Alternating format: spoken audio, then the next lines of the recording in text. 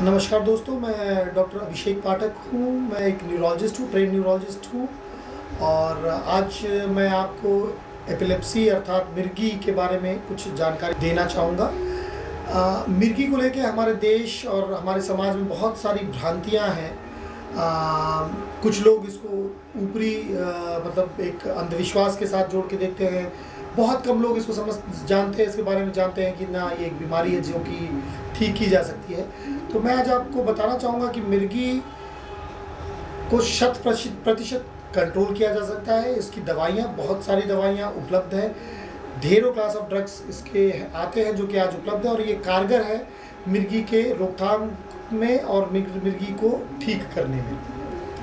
अब जहाँ तक मिर्गी की बात है, जब आप जानना चाहेंगे कि मिर्गी का कारण क्या है, तो मिर्गी के कई सारे कारण होते हैं। मिर्गी कई बार, अगर बच्चों में आप बात करें तो कई बार वो पैदा होने के प्रोसेस में कई बार जब देर से रोते हैं या कोई भी चोट, अंदरूनी चोट पहुंच जाती है, वो एक बहुत बड़ा कारण होता है। कई बार उनको बचपन में दिमागी बुखार हो जाए या बहुत गहरी चोट लग जाए सर पे किसी भी कारणवश, या तो कोई भी इन्फेक्शन जो कि मस्तिष्क में हो, जिसको कि मस्तिष्क ज्वर बोलते हैं। ये सब कारण ज़्यादा कॉमन होते हैं बच्चों में। ऑल्दो ये भी देखा गया है कि भाई ट्यूमर्स या कुछ तरह के कैंसर जो कि बच्चों में होते हैं, तो अगर वो होंगे तो वो भी दिमाग में अगर होंगे तो वो भी मिर्गी का कारण हो सकता है। और अगर हम बात करें एडल्ट्स की या अपने वयस्कों की, तो वयस्कों में भी यही सब कॉमन कॉजेज होते हैं। जैसे किसी को मस्तिष्क ज्वर हो जाए, उसके बाद ये एक तरह उनमें मिर्गी लगातार आने की संभावनाएं बन जाती हैं। उनमें भी चोट अगर लग जाए, कोई भी रोड ट्रैफिक एक्सीडेंट या कोई गहरी चोट, कोई धारदार चीज़ों से प्रहार हुआ या रोड पे एक्सीडेंट हुआ, उसमें कोई गहरी चोट आ जाए, वो एक दिमाग में फोकस बन जाता है, जिससे दौरे आ सकते हैं। बच्चों में मैं एक और चीज़ जोड़ना चाहूँगा कि कई बार जेनेटिक बीमारियाँ होती हैं जो कि मिर्गी के साथ ही शुरू होती हैं। वो जेनेटिक कई बार अनुवांशिक होती हैं, जो कि कई बार माँ बाप से भी आ सकती है। कई बार वो और मतलब स्पोरेडिक हो सकती हैं, जो माँ बाप में तो हो सकता है ना हो, लेकिन किसी कारणवश बच्चों में जेनेटिक बदलाव के कारण हो सकती है। तो कई सारी जेनेटिक एपिलेप्सीज भी, मतलब मिर्गी के कारण भी हम देख रहे हैं, जिनमें कि जीन्स इन्वॉल्व है, उसके ऊपर काफ़ी रिसर्च चल रहा है। तो ये तो बात हुई कारण की। अब जहाँ तक बात इसके ट्रीटमेंट की है, तो ट्रीटमेंट में आज के परिप्रेक्ष्य में बहुत सारी दवाइयाँ उपलब्ध हैं और बहुत सारे क्लास ऑफ ड्रग्स जो कि सेफ, जैसे कि से आज 20-30 साल पहले हमारे पास ऑप्शंस जो मिर्गी के लिए थे वो बहुत कम थे।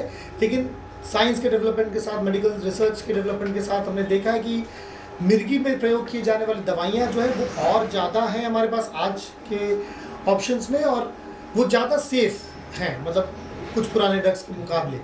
तो अगर सही समय पे अगर मिर्गी के लक्षण आप पहचान पाएँ, और लक्षण में मैं आपको बताना चाहूँगा कि लक्षण में कुल मिला के जो एक मेजर चंक है या जो मेजर हिस्सा है, उसमें हाथ पैरों का एक ऐंठन, चेहरा किसी एक तरफ घूम जाए, आंखें चढ़ जाए और अचानक से हाथ पैरों में ऐंठन आ जाए, बच्चा या पेशेंट गिर जाए, और थूक जो उसको कहते हैं सलाइवेशन एक्सेसिव होने लगे, वो होने लगे, और थोड़ी देर में पेशेंट बेहोश हो जाए। तो ये एक क्लासिकल प्रोटोटाइप है सीजर का, लेकिन ये तो बहुत कॉमन है।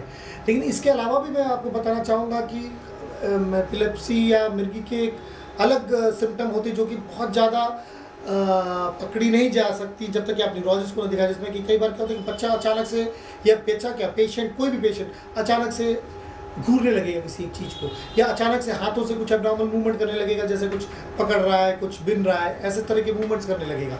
कई बार अचानक से कुछ नहीं, वो बस धड़ाम से गिर जाएगा और फिर थोड़ा सा तुरंत से 1-2 मिनट के अंदर खड़ा हो सकता है। तो ये सब थोड़े अटिपिकल प्रेजेंटेशंस हैं जिसमें कि जो कि मिस की जा सकती हैं और उसको बहुत लेट हो सकता है इसको डायग्नोज करने में। लेकिन कोई भी नई एक्टिविटी जो कि आपको समझ में ना आ रही हो, आपके किसी भी जानने वाले में या बच्चों में या आसपास किसी को आप देखते हैं कि कोई नई एक्टिविटी है जिसमें थोड़ा बहुत बेहोशी का कंपोनेंट है, जिसमें वो रिस्पॉन्स नहीं कर रहा है आसपास के एनवायरनमेंट को, तो चांसेस हैं कि ये मिर्गी के दौरे हों। आपको तुरंत अपने न्यूरोलॉजिस्ट से या न्यूरोलॉजिस्ट से मिलना चाहिए और ये मिर्गी का दौरा हो सकता है। तो ट्रीटमेंट के पहले जैसे मैंने बात की कि बहुत सारी दवाइयाँ हैं हमारे पास जो कि क्योर दे सकती हैं। इनको जल्दी अगर पहचानेंगे और जल्दी अपने डॉक्टर के पास जाएंगे तो इनका अच्छा और बेहतर इलाज उपलब्ध है।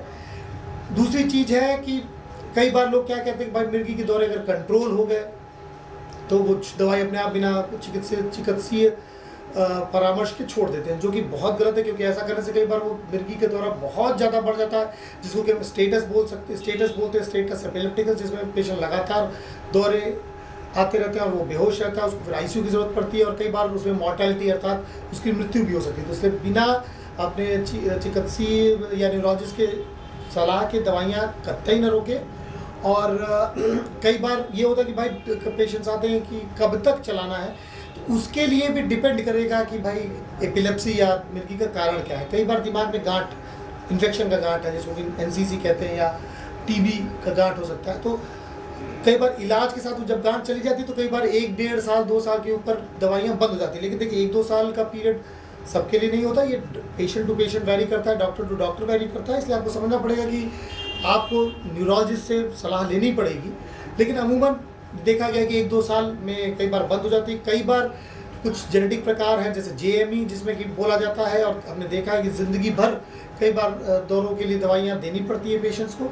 तो डिपेंडिंग कि क्या बीमारी है, मतलब बीमारी का, मिर्गी के दौरे का क्या कारण है, उसको देखते हुए हम आपको बेहतर बता सकते हैं कि कितने दिन तक और क्या दवाइयाँ चलेंगी। लेकिन बॉटम लाइन ये है कि जब भी आपको दौरे आए या लगे कि कुछ दौरे जैसी संभावनाएं बनती हैं तो आप तुरंत अपने न्यूरोलॉजिस्ट से परामर्श करें। धन्यवाद।